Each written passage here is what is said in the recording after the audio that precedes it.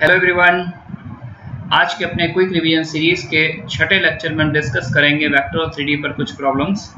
तो first problem देखिए vectors पर है और ये मोर देन वन करेक्ट वाली प्रॉब्लम है। एक या एक से दो ऑप्शन सही हो सकते हैं। And in this problem you are given that Q and R are unit vectors such that P equals to Q cross P plus R, और सारे ऑप्शंस यहाँ पर आपको चेक करने हैं वन बाई वन। चलिए क्वेश्चन को स्टार्ट करते हैं।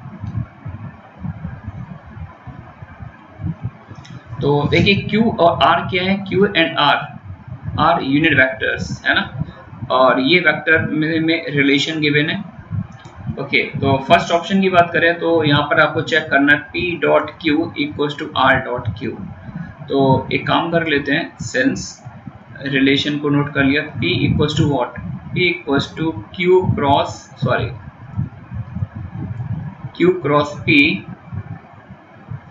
प्लस R, ठीक है ना। अब P क्रॉस Q को अपीयर कराना तो टेक डॉट बाई Q। इसी इक्वेशन में मैंने Q से डॉट ले लिया, and what we get P dot Q equals to Q cross P में Q से डॉट लेंगे तो STP बन जाएगा QQP। और आप शायद जानते हैं कि ये दो वेक्टर अगर STP में सेम हो तो वैल्यू 0 बन जाएगी, और ये बन जाएगा Q डॉट R। तो ये 0 बन गया, तो यहाँ से एक रिजल्ट तो आपका आ गया P dot Q equals to Q dot R। ये दोनों डॉट प्रोडक्ट की वैल्यू सेम आएगी। डॉट प्रोडक्ट कम्यूट करता है तो Q dot R and R dot Q both have the same meaning, ठीक है ना। तो एक ऑप्शन हमने चेक कर लिया। अब बाकी के तीनों ऑप्शन में आप एक चीज नोटिस कर रहे हैं कि STP PQR का मैक्स, STP PQR का मिन, है ना। तो अब आपको कुछ इस तरह से सोचना है कि इस पिक्चर से STP और PQR पिक्चर में आ जाए, ठीक है ना। तो इसको मैंने 1 कॉल किया, तो STP PQR आपको अपीयर कराना, तो आप look at the right hand side of equation 1।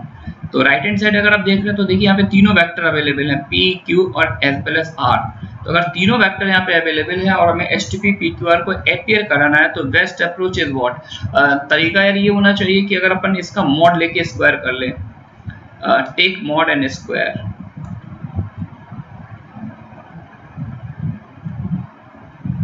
Take mod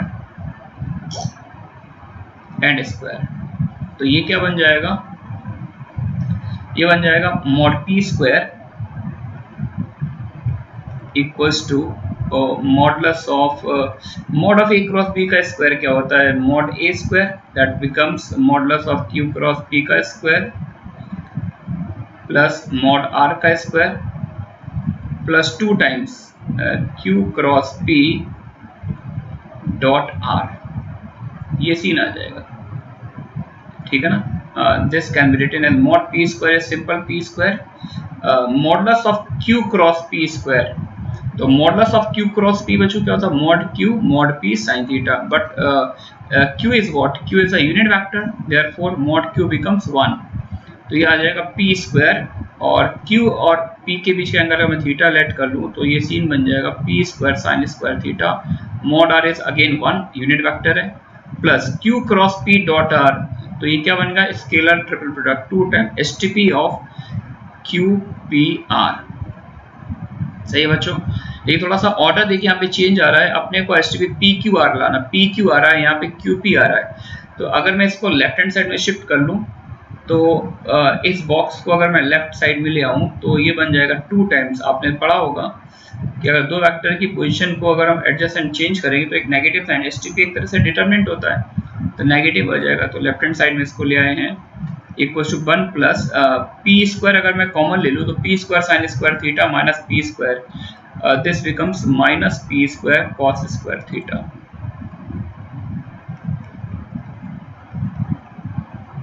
तो STP P का पिक्चर में अपीयर तो हो गया, लेकिन अब एक फाइट है यार, यहाँ पर दो वेरिएबल आ रहे हैं, एक तो P आ रहा है और एक थीटा आ रहा है, ठीक है ना। तो अब हमको P को P या तो पूरी पिक्चर P के टर्म्स में आ जाए तो वहां से मैक्सिमम मिनिमम की बात कर सकते हैं, या फिर पूरी पिक्चर थीटा में आ जाए। तो इसको मैंने इक्वेशन 2 बोल दिया है। अभी हमको यहाँ पर P वर्सेस थीटा एक रिलेशन और डेवलप करना है, P को इन टर्म्स ऑफ थीटा बात करनी पड़ेगी। तो अब उसके लिए काम करते हैं यार, जो फर्स्ट इक्वेशन आप देख रहे हैं इसमें मैंने Q क्रॉस P को लेफ्ट में शिफ्ट कर दिया। Again 1 implies P minus Q cross P equals to R। मतलब फर्स्ट इक्वेशन को कुछ इस तरह से शिफ्ट कर लिया जैसे Q क्रॉस P लेफ्ट में आ जाए, ठीक है ना। अब अगर मॉड लेके स्क्वायर करेंगे तो गॉस प्रोडक्ट की वैल्यू 0 हो जाएगी। तो अब इस पिक्चर का मॉड लेके स्क्वायर कर दिया, टेक मॉड एंड स्क्वायर, ठीक है ना। तो आप देखेंगे क्या मिलेगा, mod P square means simple P square plus modulus of Q cross P square, तो मॉड Q तो 1 आ जाएगा, mod Q mod P sine theta, तो P square sine square theta, और जो डॉट प्रोडक्ट करेंगे तो Q cross P dot P वो 0 बन जाएगा। Right hand side mod R square that is 1, ठीक है बच्चों। तो यहाँ से P वर्सेस थीटा एक रिलेशन डेवलप हो गया जिसको हम निकाल सकते हैं। P square is what, P square is 1 upon 1 plus sine square theta. ये एक इम्पोर्टेंट रिलेशन हमको यहाँ पर मिल चुका है। अब इस रिलेशन को उठा के अगर हम ऊपर वाले स्पॉट पर यूज करेंगे, ठीक है ना। तो मूव करते हैं नेक्स्ट स्लाइड पर। 2 टाइम्स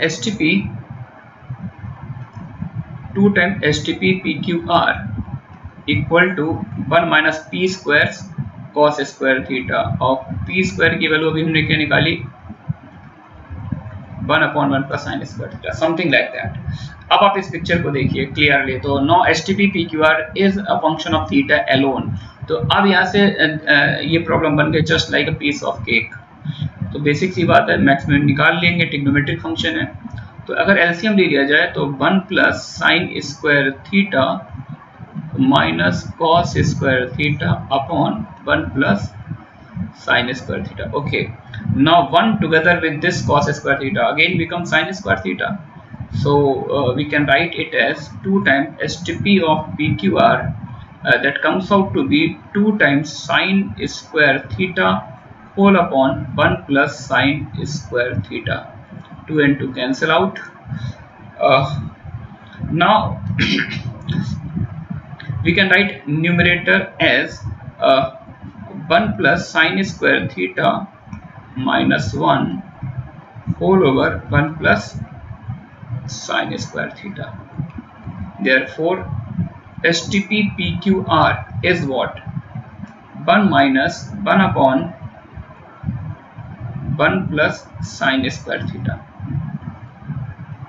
ओके, तो STP PQR का ये रिप्रेजेंटेशन आ गया, और यहाँ से हम नेक्स्ट लाइन में इसकी मैक्स और मिन वैल्यू पर कमेंट कर सकते हैं, because we are already familiar with the range of sine square theta. Clearly sine square theta moves from 0 to 1, and if अगर आपको STP PQR को मिनिमाइज करना है, if you want to minimize the value of this scalar triple product, तो obviously बात हम जिस quantity को सब्ट्रैक्ट कर रहे हैं उसको मैक्सिमाइज करना पड़ेगा। तो इस सर्कल वाली क्वांटिटी को मुझे मैक्सिमाइज करना है, और किसी फ्रैक्शन को मैक्सिमाइज करना इक्विवेलेंट होता है डिनोमिनेटर को मिनिमाइज करना। तो साइन स्क्वायर थीटा को आप 0 डाल दीजिए, है ना, तो ये 0 आ जाएगा। STP की मिनिमम वैल्यू 0 आ गई, occurs at sine square theta equals to 0, ठीक है। Sine square theta equals to 0 होने का मतलब थीटा 0 हो या फिर पाई हो, यानी थीटा हमने कौन से दो वेक्टर बीच एंगल लिया था, आई थिंक थीटा हमने एंगल लिया था, किसके बीच लिया था, P और Q के बीच का एंगल था। यहाँ पर इस स्पॉट में देखिए, यहाँ पर हमने इसको P square sine square theta बोल दिया था। तो मिनिमाइज करने के लिए थीटा को हमें क्या लेना पड़ेगा, पाई, या 0 भी ले सकते हैं, मतलब दोनों वेक्टर को लीनियर लेने पड़ेंगे। And if we talk about the maximum value of STP PQR, so in order to maximize this scalar triple product we have to minimize this circle quantity। ये जो सर्कल वाली क्वांटिटी इसको minimise करना है, और fraction को minimize करना equivalent है डिनोमिनेटर को मैक्सिमाइज करना।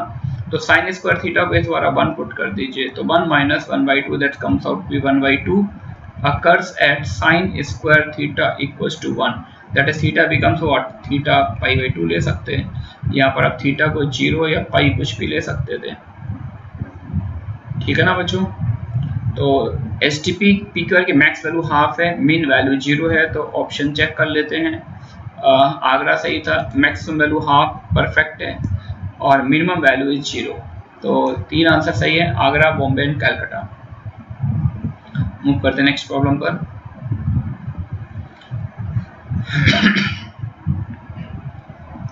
Let R not be a constant vector and R is a variable vector in xy plane. R naught एक कांस्टेंट वेक्टर है। कांस्टेंट वेक्टर का बच्चों मीनिंग है इसका मैग्नीट्यूड भी फिक्स है और डायरेक्शन भी फिक्स्ड है, मैग्नीट्यूड और डायरेक्शन दोनों फिक्स है। R is a variable vector in X Y plane such that both lie on the curve mod R equals to 1। अच्छा, एक्स वाई प्लेन में अगर आर एक्स वाई प्लेन का vector है तो are को आप कैसे लेट करेंगे, आर की जनरल फॉर्म एक्स आई प्लस वाई जे। अगर मॉड आर 1 है तो ऑब्वियसली इट मींस दैट कि ये दोनों वेक्टर किस सर्कल पे लाई करते हैं, X square plus Y square equals to 1, इस पर लाई करते हैं। तो आर नॉट तो कांस्टेंट वेक्टर है, आर वेरिएबल वेक्टर है और आपको इस एक्सप्रेशन की ग्रेटेस्ट और लीस्ट वैल्यू निकालनी है। ठीक है ना बच्चों, तो एक बात तो क्लियर है, ये दोनों वेक्टर किस पर लाई करते हैं, इन दोनों वेक्टर की टिप जो है एक सर्कल पे लाई करती है, ओरिजिन पर सेंटर 1 रेडियस का सर्कल, दिस यूनिट सर्कल। ठीक है ना, तो ये मैंने यहाँ पे ड्रॉ कर रखा है। मैंने इस एक्सप्रेशन को ई कॉल किया, let E equals to mod of R minus R naught plus mod of R plus R naught. इस वेक्टर को मैंने ई कॉल किया है। अच्छा, मॉडुलस वाला वेक्टर में कभी मॉडुलस वाला क्वेश्चन हो तो जनरली हमको बताया जाता है कि इसका हमेशा स्क्वायर करके क्वेश्चन में स्टार्ट लेना चाहिए। तो मैंने बाहर रूट लगा दिया, अंदर स्क्वायर कर लिया, ऐसा करना अलाउड है, there is no big issue, ऐसा कर सकते हैं, बिग इश्यू का इश्यू है ही नहीं यार। ठीक है ना, ओके, इसको ओपन कर लीजिए। तो mod R square plus mod R naught square.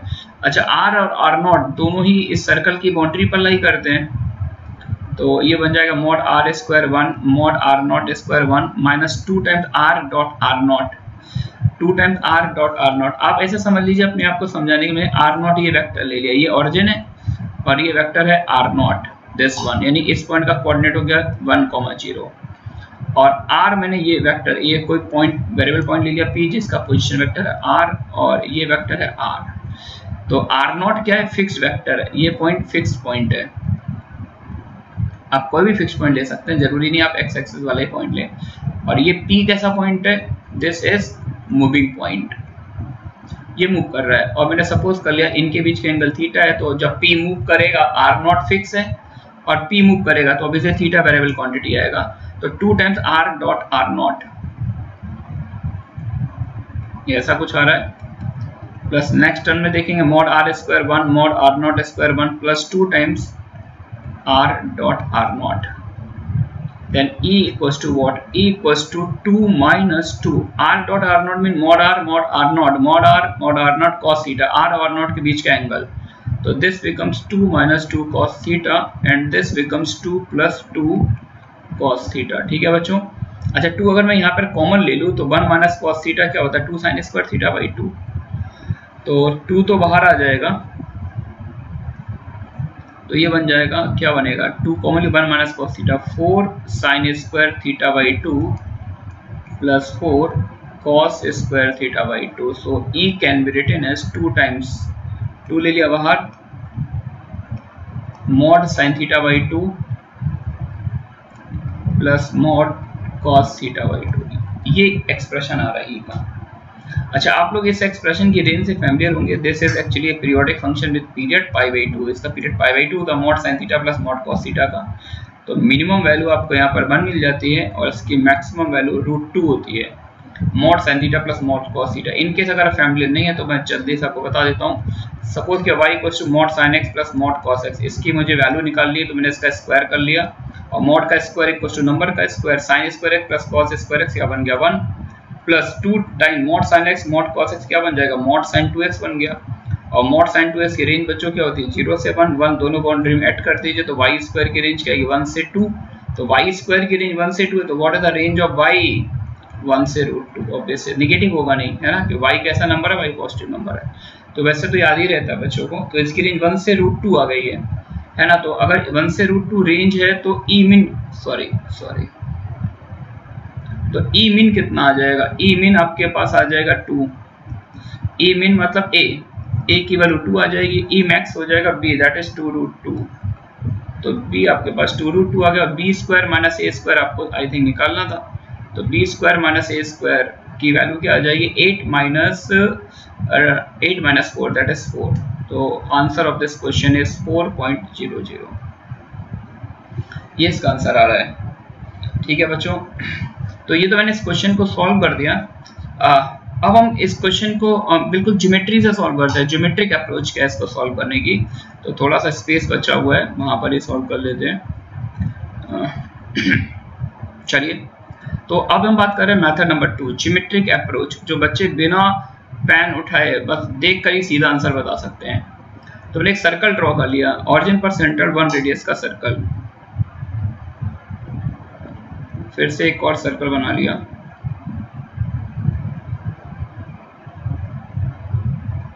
ठीक है ना।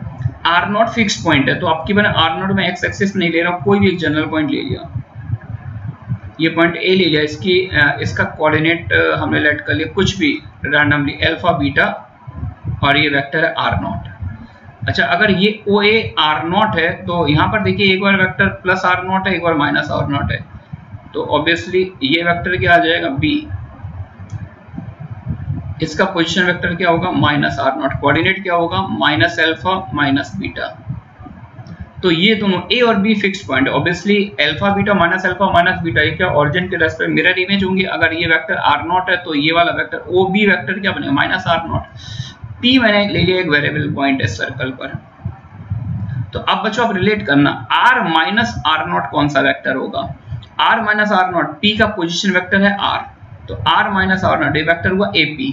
AP वेक्टर निकालोगे position vector of final minus position vector of initial, AP vector हो गया R माइनस R0। और R प्लस R0 कौन सा वेक्टर हुआ, ये हो जाएगा आई थिंक BP, ये वाला वेक्टर, ये वेक्टर हो गया R प्लस R0, ठीक है ना। तो आपको इनके मॉडुलस के सम को मिनिमाइज करना है। इट मींस आप क्या करना चाहते हैं, PA प्लस PB को मिनिमाइज करना है। तो अब आप समझना, A और B को मैंने फिक्स कर दिया, A and B are fix point, और P पॉइंट जो है पूरे सर्कल पे मूव कर रहा है, P पूरे सर्कल पे मूव कर रहा है। तो P की ऐसी पोजीशन बताइए जहां से पॉइंट P की दोनों से डिस्टेंसेस A और B से डिस्टेंसेस का सम मिनिमम आ जाए।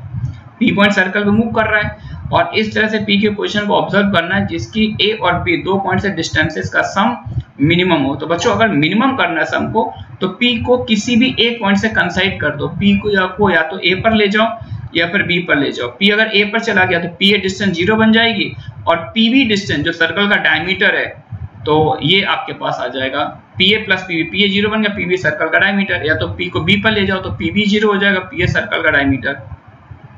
तो एक इनमें से डेफिनेटली 0 बनेगा, एक सर्कल का डायमीटर, ये तो मिनिमम आ गया।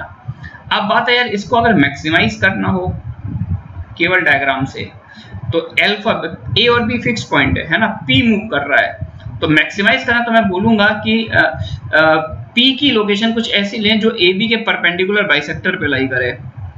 P कहां पर लाई करना चाहिए, AB के परपेंडिकुलर बाइसेक्टर पर, जिसके लिए P और PB दोनों सेम हो जाएं। सम को मैक्सिमाइज करना है, then P should lie on the perpendicular bisector of AB। अगर AB के परपेंडिकुलर बाइसेक्टर पर, तो जरा देखिएगा, OA सर्कल की रेडियस है, OP भी सर्कल की रेडियस है, दोनों रेडियस सेम होंगी, वन लेंथ की आएंगी, तो PA डिस्टेंस अपना हाइपोटेनियस बन जाएगा, ये √2 आ गया। पिछले ट्राइंगल पर OPB पर आइए, OB रेडियस है, OP रेडियस एंगल 90, तो फिर से ये √2 आ गया। तो PA प्लस PB मैक्स कितना आएगा, that is √2 plus √2, that comes out to be 2√2। तो डायरेक्टली निकाल सकते थे आप इस क्वेश्चन को with the help of geometry. चलिए मूव करते हैं नेक्स्ट प्रॉब्लम पर। A plane P intersect three parallel lines L1, L2 and L3 at A, B and C। मतलब तीन पैरेलल लाइन दे रखी। पैरेलल कैसे हैं, look at the DRs of these three line, 1 2 3 first line में भी है, 1 2 3 second line में भी है, 1 2 3 थर्ड लाइन में भी है। It means that all three lines L1, L2, L3 travelling along the same vector. ये तीनों लाइनें एक ही वेक्टर के अलोंग ट्रैवल कर रही है, ठीक है ना। और एक प्लेन है जो इन तीनों लाइन को ABC पे कट करता है, and you have to find out the minimum area of triangle ABC, minimum area of triangle ABC, ठीक है बच्चों। तो कैसे करेंगे आप इसको सॉल्व, चलिए समझिए। तो सबसे पहले तो इस क्वेश्चन की थोड़ा फील लेते हैं। आप कुछ ऐसे सपोज करिए कि जैसे 3 बम्बू स्टिक ले ली, 3 बम्बू स्टिक को आपने अपने फ्लोर पर खड़ा कर दिया। ऑब्वियस सी बात है ये तीनों पैरेलल होंगी, है ना। तीनों बम्बू स्टिक को आपने फ्लोर पर खड़ा कर दिया कि तीनों बम्बू स्टिक जो है इस वेक्टर के अलॉन्ग ट्रेवल कर रहे हैं i + 2j + 3 के। फील करना है बच्चों, है ना, सिंपल सा क्वेश्चन है, लेकिन एक तरह से इसमें एक अच्छा पॉइंट भी है जिसका हम आपको यहाँ पर एक्सप्लेनेशन देंगे।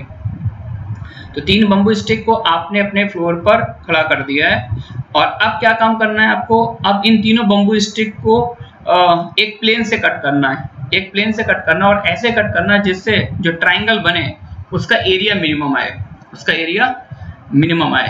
तो बच्चों मिनिमम एरिया के लिए क्या होगा, हम दो तरह से कट कर सकते हैं। अगर हम बम्बू स्टिक को ऑब्लिक प्लेन से कट करें तो एक टिल्टेड सा ट्राइंगल बनेगा, है ना, और एक अगर बम्बू स्टिक को हम parallel to the floor cut करें, फ्लोर के पैरेलल कट करेंगे तो बिल्कुल एक ऐसा ट्राइंगल बनेगा जो फ्लोर के पैरेलल आएगा, जिसको हम बोलते हैं 3D की लैंग्वेज में नॉर्मल सेक्शन, है ना। तो मिनिमम एरिया के लिए हमें सेक्शन कैसा लेना पड़ेगा, नॉर्मल सेक्शन लेना पड़ेगा।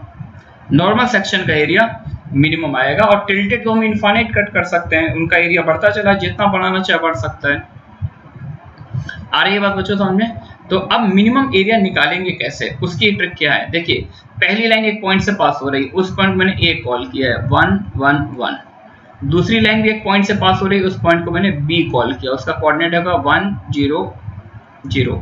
थर्ड लाइन भी एक पॉइंट से पास, सॉरी ए बी सी ना लेकर, ए बी सी मेंशन है क्वेश्चन में, तो हम कोई और नाम ले लेते हैं। प्लेन को पी भी बोल दिया है तो कुछ NLM, Newton's law of motion, great mathematician as well as scientist sir Isaac Newton. तो Newton's law of motion NLM को सपोज कर लिया है 0 0 1, ठीक है ना। तो ये 3 पॉइंट मैंने पिक कर लिए। अब मैंने क्या किया, अच्छा ये तीनों पॉइंट, ये n जो है पहली लाइन पर कोई भी पॉइंट है, रैंडम पॉइंट है, ये दूसरी लाइन पर पॉइंट है, तीसरी लाइन पर पॉइंट है। तो सबसे पहले मैं क्या करूंगा, इस रैंडम ट्रायंगल NLM का एरिया निकालूंगा, है ना। तो देखिए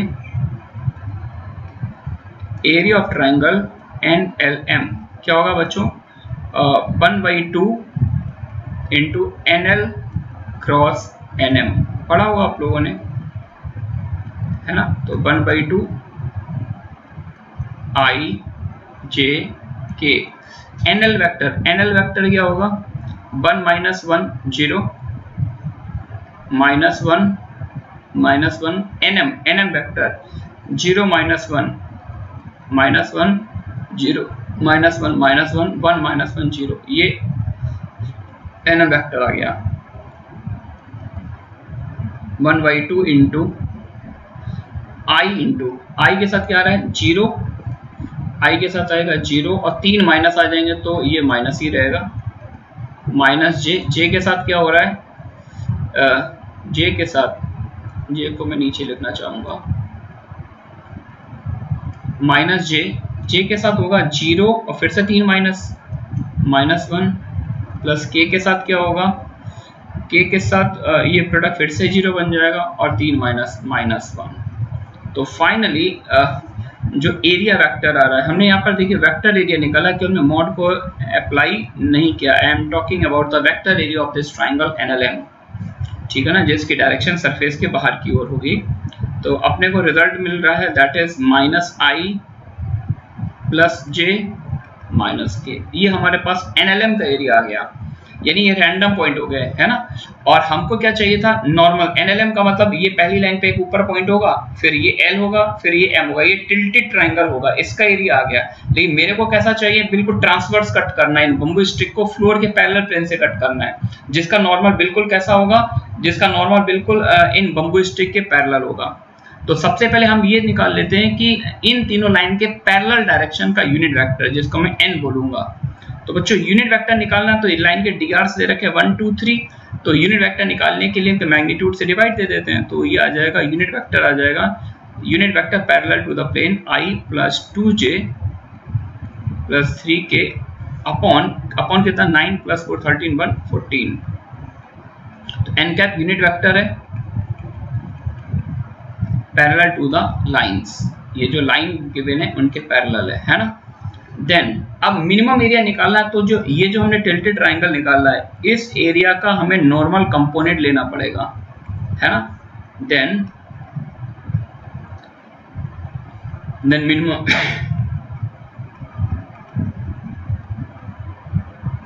मिनिमम एरिया बच्चों क्या आएगा, ये जो एरिया वेक्टर है इसका नॉर्मल कंपोनेंट, इसका प्रोजेक्शन लेना पड़ेगा नॉर्मल के अलाउंग। तो डेल्टा डॉट प्रोजेक्शन लेने के उस डायरेक्शन यूनिट वेक्टर से मल्टीप्लाई कर देते, ऐसा पढ़ा होगा आप लोगों ने। और बाहर मॉड लगा देंगे क्योंकि हमें मैग्नीट्यूड चाहिए, तो 1/2 इंटू, अब डेल्टा का इंटू 1/√14 भी बाहर ले लिया मैंने, इंटू -1 आएगा ये, +2 आएगा और ये आएगा -3, सही है क्या।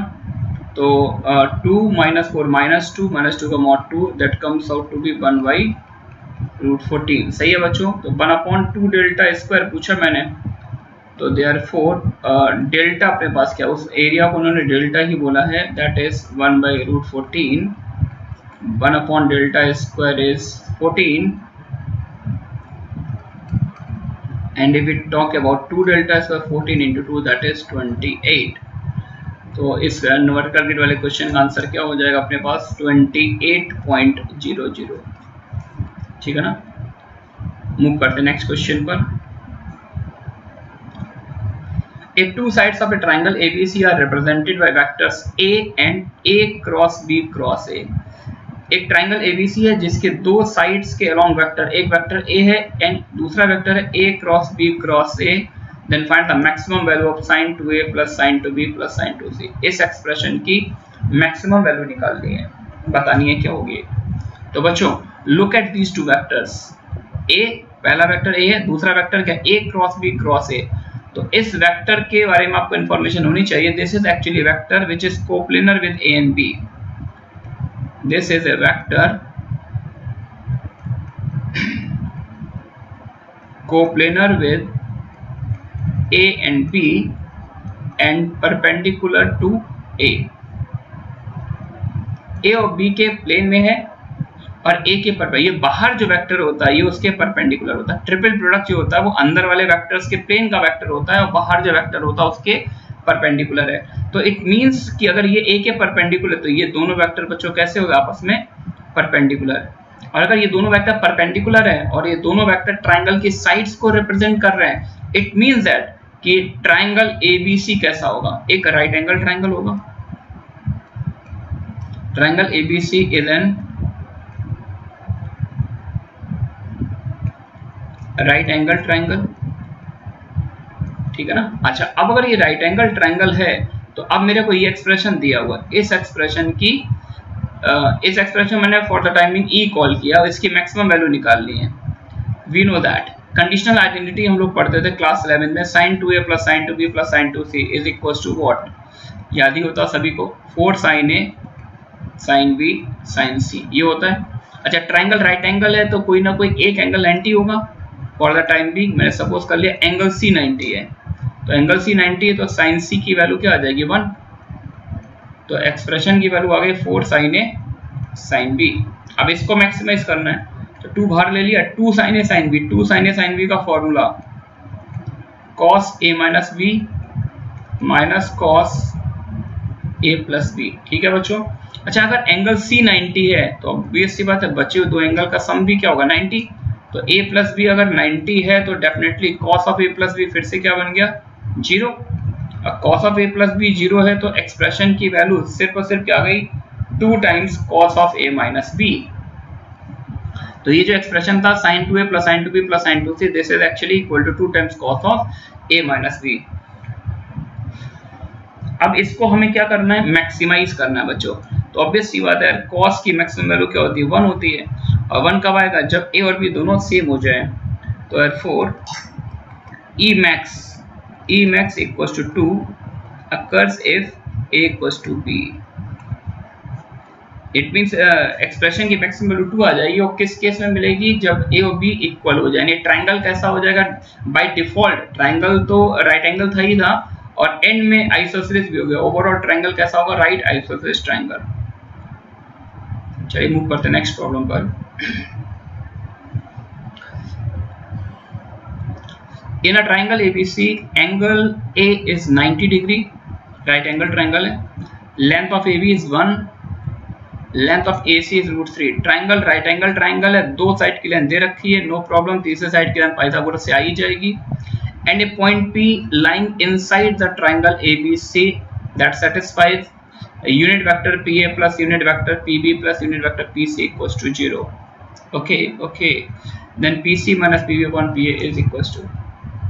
चलिए करते हैं सॉल्व, देखते हैं क्या है क्वेश्चन. ये ए बी सी एक राइट एंगल ट्रायंगल है. इस तरह से कुछ मान के चलिए आप. This is the vertex A, this is the vertex B, this is vertex C. और ये angle 90, angle A is 90 degree. You are given that the length of A B is 1, this length is 1 and the length of A C is √3. Okay, now use Pythagoras theorem. AC square plus AB square becomes 4. Therefore, the hypotenuse BC becomes what? 2. तो triangle की तीनों side की length आ गई अपने पास 1, 2, √3. एक angle A 90 है ही सही. P जो है ट्रायंगल के अंदर कोई पॉइंट है, कहीं पर भी पिक कर लीजिए. P मैंने यहाँ ले लिया है. And we are given that unit vector along PA के अलोंग यूनिट वेक्टर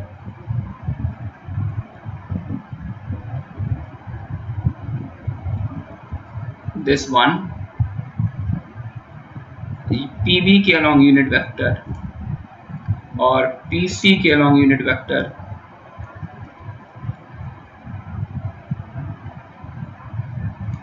है ना. तो इन तीनों यूनिट वेक्टर का सम 0 है. This is unit vector PB, this is unit vector PC. इन तीनों का सम 0 है. तो यूनिट वेक्टर का सम 0 है तो इनकी लेंथ का रेशियो इस तरह से रेशियो पर वर्क करना है. तो एक काम कर लेते हैं यार. पी ए के अलॉन्ग जो यूनिट वेक्टर है उसको मैंने ए कैप कॉल किया है. इस यूनिट वेक्टर को क्या बोल दिया? A cap. पी बी के अलॉन्ग जो यूनिट वेक्टर है इसको मैंने बी कैप कॉल किया है. और पी सी के अलॉन्ग जो यूनिट वेक्टर है इसको मैंने सी कैप कॉल किया है. Let unit vector along P A is A cap, unit vector along PB. थोड़ा सा लिखना आसान हो जाएगा इसलिए नोटेशन मैंने चेंज कर लिया है. And unit vector along PC is C cap. Then what we have given? A cap plus B cap plus C cap equals to 0. A cap यानी इन तीनों यूनिट वेक्टर्स का सम 0 आ रहा है. A cap plus B cap plus C cap equals to 0 है ना. तो यहाँ से लेंथ तो हमें पता ही है. अब एक इंफॉर्मेशन हम एक्स्ट्रा कलेक्ट कर सकते हैं कि अगर इन तीनों यूनिट वेक्टर का सम 0 है तो हम कोई भी दो वेक्टर के बीच का एंगल निकाल सकते हैं. कैसे निकाल सकते हैं? अगर हम किसी भी एक यूनिट वेक्टर को राइट में शिफ्ट कर दें और मॉड लेके स्क्वायर कर दें, एक मॉड एंड स्क्वायर. तो mod A square 1, mod B square 1 plus 2 times a dot b equal to mod c square is again 1. 1 से 1 कैंसिल आउट. तो 2 times a dot b is what? 2 times a और b का dot 1 आ जाएगा. Angle theta late कर लिया equals to 0. तो cos theta की वैल्यू बच्चों आ गई -½ cos थीटा -½ आने का मतलब है कि a और b के बीच जो एंगल आ रहा है दैट एंगल इज 120 डिग्री. अरे बस बच्चों समझ में, ये एंगल का नोटेशन होता है दिस वन, ठीक है ना. तो A और B के बीच का एंगल 120 है. लेकिन अब आप इस कंडीशन की सिमेट्री को ऑब्जर्व कीजिए. कोई भी दो वेक्टर आप इंटरचेंज करते हो एक्सप्रेशन में कोई चीज नहीं आता है. तो अगर A और B के बीच एंगल 120 है तो जैसा मैंने C को राइट में शिफ्ट किया तो A और B के बीच एंगल आ गया. अगर मैं B को राइट में शिफ्ट करता तो A और C के बीच एंगल आता. तो similarly by symmetry we can write B और C के बीच पे एंगल 120 होगा और C और A के बीच एंगल निकालें तो वो एंगल भी 120, यानी ये तीनों एंगल 120, 120, 120 आ जाएंगे. और अगर तीनों एंगल 120 है then there is a special name for this point P. तो इस पॉइंट को हम लोग बोलते हैं फॉर्मेट पॉइंट. अगर पॉइंट P की पोजीशन ऐसी है कोई तीनों PA, PB, PC से 120 एंगल बनाए then this is very very special point known as Fermat point. तो बच्चों यहाँ पर पॉइंट का नाम क्या है इससे कोई भी लेना देना नहीं है, एक एक्स्ट्रा इन्फॉर्मेशन दे रहा हूँ मैं आपको. इसको फॉर्मेट पॉइंट बोलते हैं. फॉर्मेट पॉइंट की डेफिनेशन होती है ये ट्रायंगल के अंदर एक ऐसा पॉइंट होता है जिसके तीनों वर्टिसेस से डिस्टेंसेस का सम मिनिमम होता है. PA plus PB plus PC is minimum. जैसे आपसे पूछा जाए कि ट्रायंगल के 3 वर्टिसेस का कोऑर्डिनेट दे दें और बोले एक ऐसा पॉइंट P का कोऑर्डिनेट बताइए such that PA plus PB plus PC is minimum. तो P एक्चुअली क्या होता है? फॉर्मेट पॉइंट होता है. है ना। और इसकी ज्योमेट्री बहुत ही शानदार होती है। इसमें 3 ट्रायंगल के 3 पीसेस देख रहे हैं, APB देख रहे हैं, BPC देख रहे हैं और APC। तो इन ट्रायंगल को एंटी क्लॉकवाइज 60 डिग्री रोटेट करके हम इक्विलेटरल ट्रायंगल बनाते हैं और फिर वहां से कोलिनियलिटी के कंसेप्ट से प्रूफ होता है कि अगर PA plus PB plus PC को मिनिमम करना है तो AB, BC और CA तीनों उस पॉइंट पर 120 डिग्री एंगल सबटेंड करें। दिस इज मतलब यहाँ पर एक बहुत अच्छा ज्योमेट्रिक ट्रांसफॉर्मेशन यूज होता है और इसकी ज्योमेट्री बहुत ही अच्छी है। तो मेरा सजेशन ये है कि अभी आप बिल्कुल इसके चक्कर में ना पड़े, अभी केवल सुन लिया आपने, अच्छा है। IIT-JEE का पेपर देते हो उसके क्या जरूर पड़ेगा, फॉर्मेट पॉइंट क्या होता है, ठीक है ना, भूल जाइए अभी मैंने जो भी कहा है।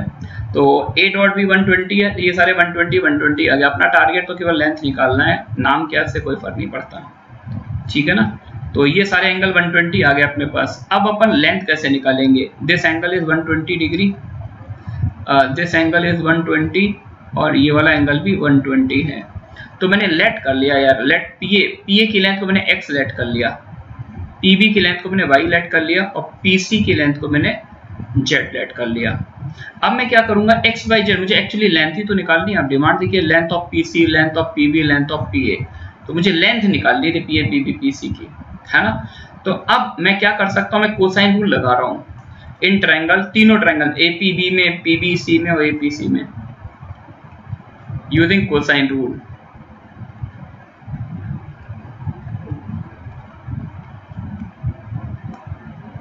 तो जब APB में लगाएंगे तो कोसाइन रूल देखिए जरा, APB में लगाएंगे तो PA square plus PB square minus 2 times PA into PB cos 120 equals to 1 square, है ना। तो ये आ जाएगा X स्क्वायर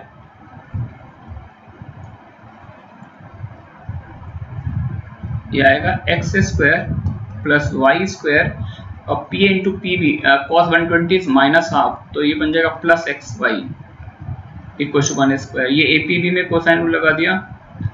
अब लगाते हैं इसमें ट्रायंगल में PBC में लगाएंगे तो साइड, एक साइड Y है, एक साइड Z है, अपोजिट साइड की लेंथ 2 है। ध्यान देखिए अपोजिट साइड की लेंथ, है ना। तो अब की बार आएगा Y स्क्वायर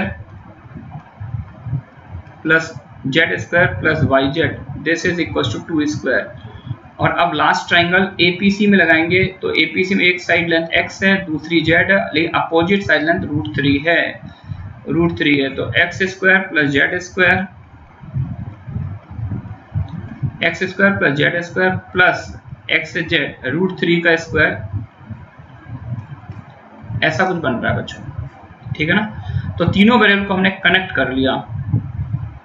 लेकिन यहाँ से देखिए पिक्चर में थोड़ा कुछ स्क्वायर टर्म आ रहे हैं, कुछ प्रोडक्ट टर्म आ रहे हैं, तो यहाँ से XYZ की वैल्यू निकाल पाना अपने आप में एक डिफिकल्ट टास्क है। लेकिन एक इसमें वर्क और कर सकते हैं जो हम लोग 9th-10th क्लास की ज्योमेट्री में हजारों प्रॉब्लम में किए थे, एरिया कंपैरिजन। यानी एक बार triangle ABC right angle triangle है जिसकी एक साइड 1 है, दूसरी साइड √3 और एंगल 90 है। तो एक बार ओरिजिनल ट्रायंगल ABC का एरिया निकाल ले और एक बार तीनों पीसेस का एरिया, APB का एरिया प्लस APC का एरिया प्लस BBC का एरिया, है ना, यूजिंग एरिया कंपैरिजन। तो एक और कंडीशन बन जाएगी एरिया कंपैरिजन। तो ट्रायंगल ABC का area half into base into height, ये आ जाएगा। APB का एरिया बच्चों क्या है, 1/2 तो सभी में आएगा।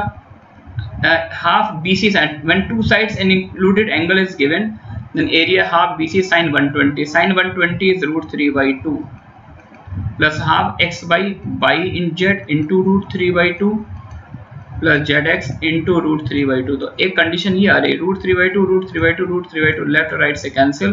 तो एक और ब्यूटीफुल कंडीशन आ गई, XY plus YZ plus ZX equals to 2। अब यार इनको थोड़ा सॉल्व करते हैं। इसको फर्स्ट कॉल किया, इसको सेकेंड, इसको थर्ड, और एरिया कंपैरिजन से जो रिजल्ट आया उसको फोर्थ। अब इन चारों इक्वेशन को सॉल्व करके हमको XYZ निकालना है। Then what can I do in this system? Okay, first अपन ये करें कि इन तीनों को ऐड कर लें, क्योंकि अब ऐड करेंगे तो ये सम जनरेट हो जाएगा और ये सम जस्ट अभी निकाल ही लिया है। 1 + 2 + 3, तीनों इक्वेशंस को मैंने ऐड कर लिया। What we get 2 times X square plus Y square plus Z square plus ये सम अपने पास ऑलरेडी 2 है ही सही, 3 + 4 7 + 1 8 आ जाएगा, है ना। तो 2 सब्ट्रैक्ट कर दिया तो यहाँ से X square plus Y square plus Z square, ये वैल्यू आई है 3, अच्छा, अब अगर ये वैल्यू 3 आ गई, तीनों का सम 3 आ गया, तो अब क्या कर सकते हैं हम इस सिस्टम को सॉल्व करने के लिए? X square plus Y square की वैल्यू अगर पुट करते 3 माइनस जेड स्क्वायर, तो काफ़ी रैंडम हो जाएगा यार, है ना। तो इसको यूज करते हैं ऐसे कि अगर हम दो दो के सेट बना के ऐड करें, 1 और 2 के मैंने ऐड कर लिया, तो X square plus Y square plus Z square तो बनेगा ही सही, उसको 3 बोल दिया, plus Z square plus X Y plus Y Z equal to 4 plus 1 5, है ना।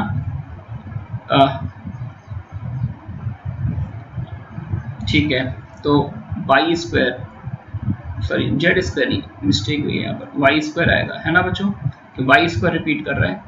तो अब यहाँ से एक वाई मैं कॉमन देख पा रहा हूँ, तो यहाँ से वाई मैंने कॉमन ले लिया, अंदर आएगा X plus Y plus Z equal to 3, 1 और 2 से ही आ गया। इन केस अगर अपन 2 और 3 को ऐड करें, 2 और 3 को ऐड करेंगे, तो देखिए रिपीट कौन कर रहा है? जेड स्क्वायर रिपीट कर रहा है, तो 3 plus Z square plus Y Z plus X Z equal to 3 plus 4 7, है ना। और यहाँ से एक जेड मैंने पिक कर लिया, और अंदर आएगा X plus Y plus Z is equal to 4। ठीक है, रेशियो निकाल ही सकते हो, रेशियो ही हमको चेक करना है। लास्ट लाइन और कर लेते हैं, 3 प्लस 1, 3 प्लस 1 रिपीट करेगा, I think X square repeat कर रहा है, तो 3 plus X square plus X Y plus X Z equal to 3 plus 1, that comes out to be 4. Now if we take x as common, then factors are h times x plus y plus z and the value is clearly 1. सही है बच्चों। तो अब यार यहाँ से अपन directly बोल सकते हैं x is to y is to z equals to 1 is to 3 is to 4, ये आ रहा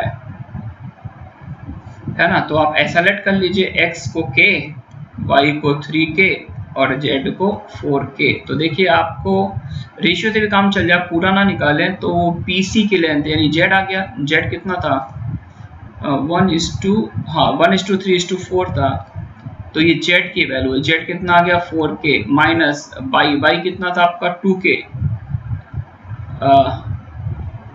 या y 2k ही है ना,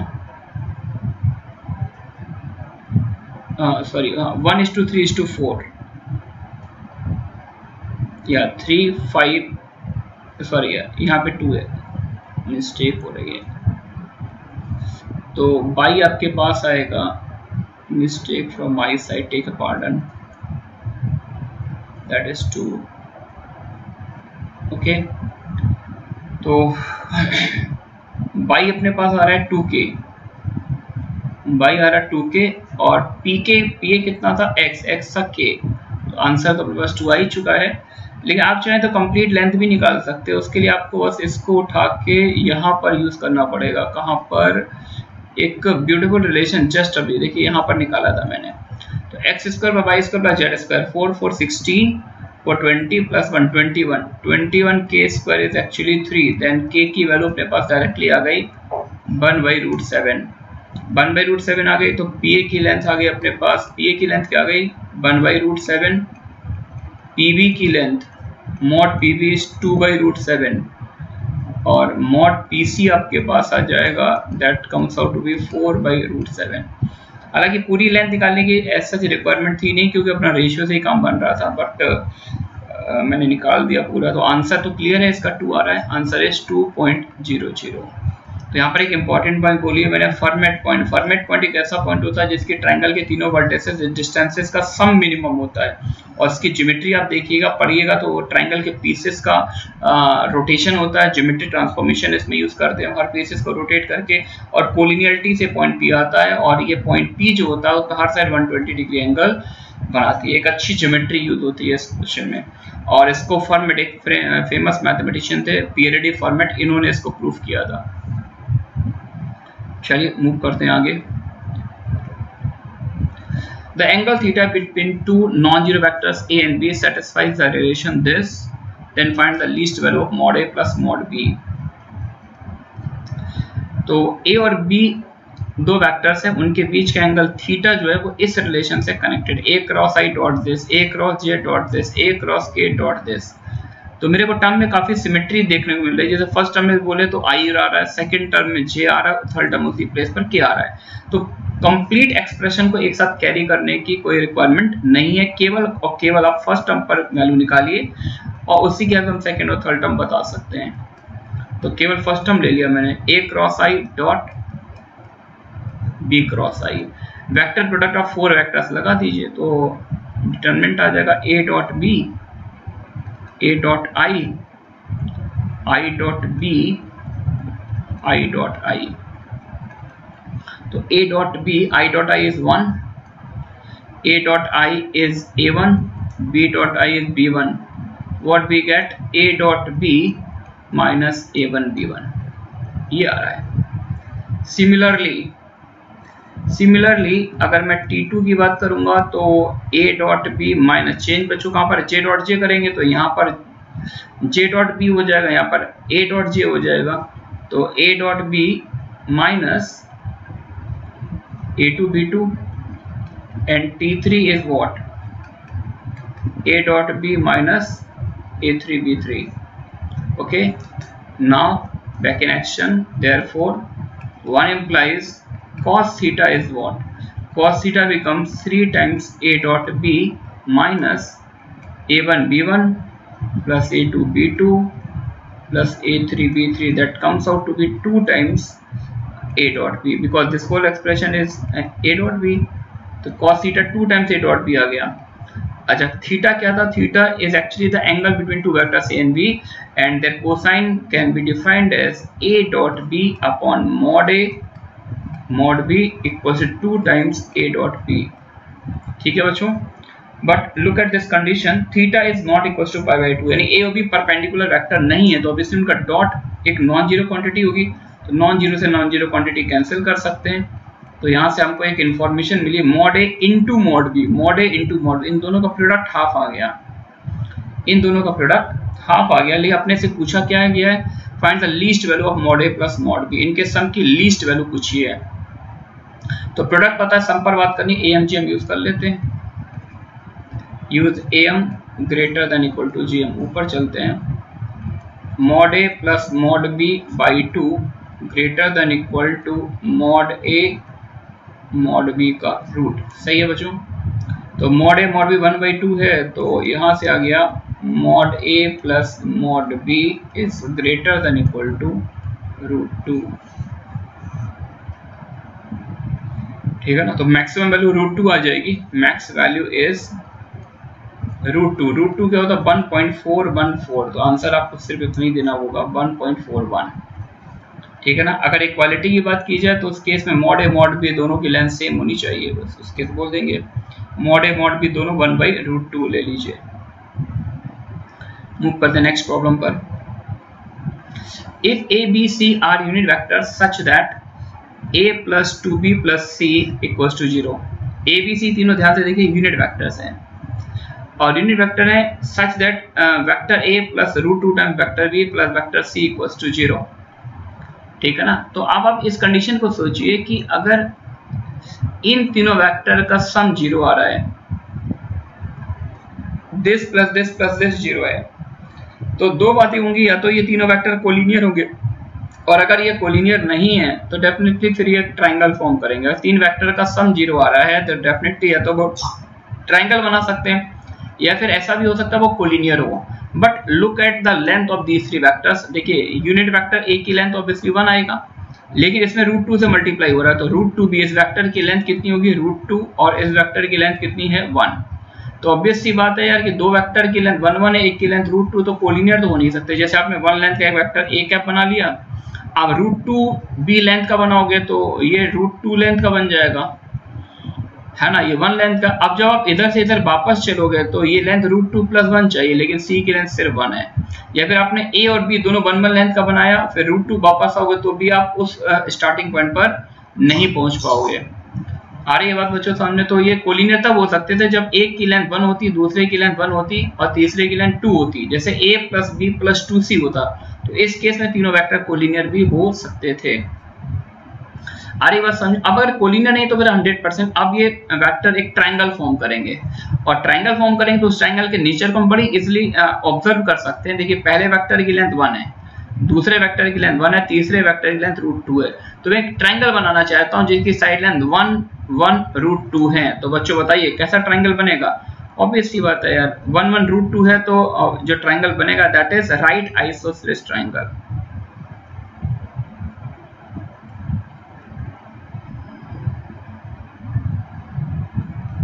ऐसा कुछ बन जाएगा।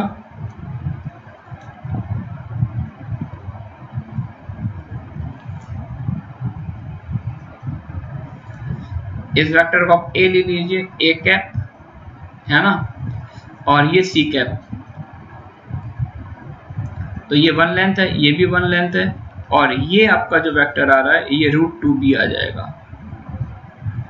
तो देखिए इन तीनों वेक्टर का वेक्टर सम 0 है, इनिशियल पॉइंट और फाइनल पॉइंट कंसाइड कर रहा है, ठीक है ना।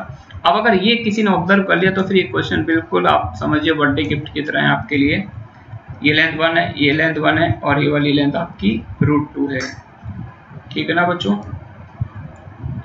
तो देखिए अब क्या करना है। इसके मॉडुलस को मैंने e कॉल कर लिया है। Late e equals to 2a + 3b - 2c, और e स्क्वायर निकाल लिया। e स्क्वायर क्या आएगा? 4 mod a square plus 9 mod b square plus 4 mod c square plus 3 2 6 2 12 a dot b, 3 2 6 2 12 b dot c, 2 to the 4 to the 8 minus 8 a dot c। ऐसा कुछ आ जाएगा, ठीक है ना बच्चों। अच्छा ये e square 4 4 8 8 16 1 17 plus 12 a dot b, a dot b मतलब mod a mod b। a और b के बीच का एंगल देखिए, a और b के बीच का एंगल यहाँ पर मैं लिख देता हूँ। देखिए a डॉट c तो ऑब्वियसली 0 हो जाएगा, a डॉट c 0, क्योंकि a और c परपेंडिकुलर वेक्टर है। अब अगर आप a डॉट b की मेरे से बात करेंगे, a डॉट b, तो a का सेंस देखिए इस साइड का है और b इस साइड है, तो मेरे को b के डायरेक्शन को एक्सटेंड करना पड़ेगा। तो अब ये दोनों वेक्टर डाइवर्जिंग सेंस में, because triangle is right isosceles, तो एंगल वाला अंदर वाला एंगल 45 है, तो वेक्टर ए और वेक्टर b के बीच एंगल अपन क्या लेंगे? 3π/4। तो a डॉट b कितना आएगा? -1/√2। रीजन भैया क्योंकि एक डाइवर्जिंग सेंस में ये वेक्टर ए डाइवर्ज कर रहा है और बी कन्वर्ज कर रहा है, तो इसको एक्सटेंड करना पड़ेगा एंगल के लिए। सिमिलरली जब आप यहाँ पर बी डॉट सी की बात करेंगे तो सी के डायरेक्शन पॉइंट को कन्वर्ज कर रही है, बी डाइवर्ज कर रहा है, तो सी को मैंने एक्सटेंड कर दिया, ये सी के डायरेक्शन। अब एंगल ये लेंगे, ये एंगल फिर से कितना बचो? 135। तो डायरेक्टली निकाल सकते थे ये तो हम। a डॉट सी भी कितना, b डॉट सी भी कितना आ जाएगा? -1/√2। तो डायरेक्टली पुट कर देते हैं, 17 + 12 a dot b is -1/√2 -12 b dot c is again -1/√2 -8 a dot c is 0, है ना। तो ये माइनस का आएगा, ये प्लस का, तो कैंसिल हो गया। तो e की वैल्यू आ जाएगी √17, जिसको √k बोला गया है। डेफिनेटली k की वैल्यू क्या आएगी? 17, दैट इज 17.00। ठीक है बच्चों, मूव करते हैं नेक्स्ट प्रॉब्लम पर। अब देखिए ये 3D में कॉम्प्रिहेंशन है, और इसमें आपको 3 प्लेन्स गिवन है, P1, P2 and P3। 3 planes given है। अब इस इंफॉर्मेशन पर हमें 2 क्वेश्चन आपसे पूछे हैं। फर्स्ट क्वेश्चन है, if planes P1 and P2 are perpendicular to each other, P1 और P2 प्लेन्स परपेंडिकुलर है, and planes P1, P2, P3 form a right angle triangular prism, then the value of alpha beta gamma is. अगर P1 और P2 plane perpendicular है ना, तो पहले तो मैं इन प्लेन के नॉर्मल लिख देता हूँ। अगर P1 प्लेन का नॉर्मल वेक्टर n1 है तो n1 क्या आएगा? I + alpha j + 2k। आप जानते होंगे कि प्लेन की इक्वेशन जो x y z के कोफिशिएंट होते हैं उनके नॉर्मल के drs होते हैं। तो पहले प्लेन का नॉर्मल ये हो गया।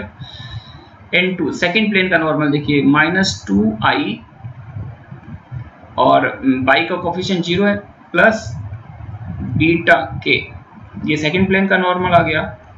थर्ड प्लेन का नॉर्मल क्या आ जाएगा? Gamma x + 2y, that is gamma i + 2j, ये आ गया बच्चों। अब सबसे पहले इंफॉर्मेशन थी P1 और P2 परपेंडिकुलर है, तो n1 डॉट n2 क्या हो जाएगा? 0। n1 डॉट n2 को 0 कर दीजिए तो क्या आएगा? -2 आई डॉट आई 1 आ जाएगा और आई का जे से होगा नहीं, के का के से कर लेते +2 बीटा, तो बीटा तो आ गया यार, पहली लाइन में बीटा 1 आ गया क्या? अच्छा, अब अल्फा और गामा और निकालना, तो इन्होंने एक और इन्फॉर्मेशन दी है कि ये तीनों प्लेन एक राइट एंगल ट्रायंगुलर प्रिज्म बनाते हैं। ट्रायंगुलर प्रिज्म बच्चों समझ में आ रहा है आपको? ट्रायंगुलर प्रिज्म को आप ऐसे समझिए जैसे फ्लोर में आपने एक ट्रायंगल रख दिया है और ट्रायंगल के ऊपर ट्रायंगल रखते चले जाइए, ट्रायंगल के ऊपर ट्रायंगल रखते चले जाएंगे, एक हाइट तक ले जाइए, तो ये जो 3D पिक्चर बनती है, that 3D picture is known as triangular prism. ठीक है ना?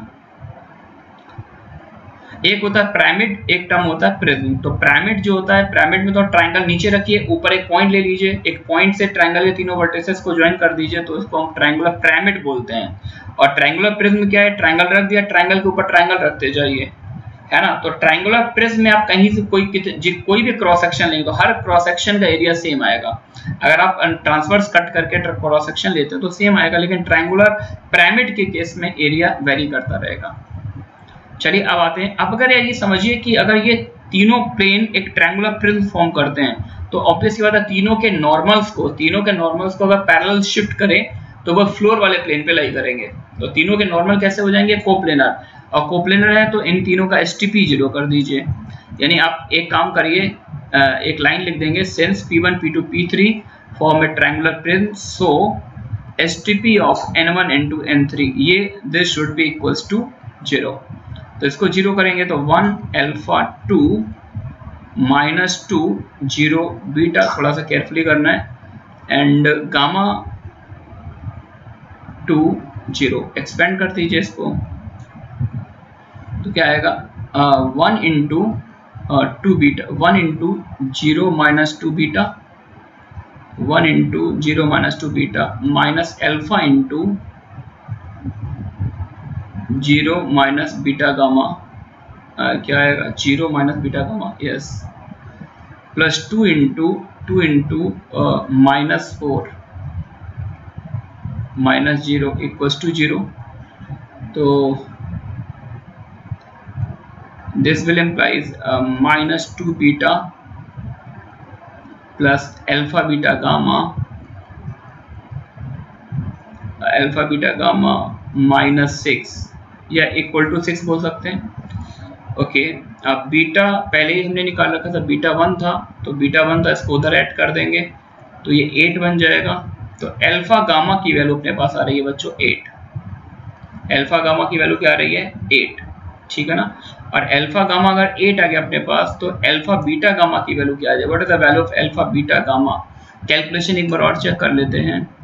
1 alpha 2 and P2 plane -2 0 beta and gamma 2 0, yeah, 1 into 0 -2 beta, ठीक है, minus alpha into 0 minus beta gamma, okay, 2 into -4 -0, okay, यहाँ पर मिस्टेक हो रही है यार, ये कितना बन रहा है? -2 beta plus alpha beta gamma, ये प्रोडक्ट बन रहा है आई थिंक -8, उधर जाके +8 है ना, और ये 8 बन रहा है, तो अल्फा गामा 8 ना के बच्चों कितना आएगा? 10। ठीक है यार, अल्फा गामा 10 है तो अल्फा बीटा गामा की वैल्यू 10 आ जाएगी। सही है क्या? कैलकुलेशन एक बार चेक कर लीजिएगा, आई थिंक मेरे ख्याल से अब सही दिख रही है मेरे को कैलकुलेशन। ठीक है, नेक्स्ट क्वेश्चन पे मूव करते हैं। एक P1 P2 P3 फॉर्म में right angle triangular prism, P1 P2 P3 एक राइट एंगल ट्रायंगुलर प्रिज्म बनाते हैं, एंड इट्स, अगर राइट एंगल ट्रायंगुलर प्रिज्म बनाते हैं तो अल्फा गामा की वैल्यू तो मैं यहाँ से उठा लूंगा, अल्फा गामा 10 आएगा, and its normal section plane is P4, इसका नॉर्मल सेक्शन प्लेन दे रखा है P4। नॉर्मल सेक्शन मतलब उस प्रिज्म को हमने फ्लोर के पैरेलल प्लेन से कट किया था, फ्लोर के जो पैरेलल प्लेन है उसकी इक्वेशन दे रखी है। तो ये नॉर्मल सेक्शन प्लेन है, तो बच्चों ये P4 जो प्लेन होगा इनमें से P1 P2 P3 ये सभी के परपेंडिकुलर होगा, है ना। तो अल्फा गामा तो वही, बस हमें क्या चाहिए, मेरे को बीटा चाहिए, तो P4 is perpendicular to P1, since P4 normal section है तो P4 P1 के परपेंडिकुलर होगा। तो P4 बच्चों पहले तो नॉर्मल लिख लेते हैं, और सभी के N1 नॉर्मल क्या है? N1 है I plus alpha j plus 2k, N1 है अपने पास i plus alpha J plus 2k, और n2 क्या है अपने पास, n2 minus 2i plus beta के माइनस 2i प्लस बीटा के, और n3 नॉर्मल देखिए क्या है, n3 नॉर्मल है अपने पास gamma i plus 2j, gamma i plus 2j। और अब n4 नॉर्मल देख लेते हैं, n4 नॉर्मल क्या आएगा, यहाँ से देखिए कोफिशिएंट क्या है 2i minus 5j plus 4k, 2 minus 5 4,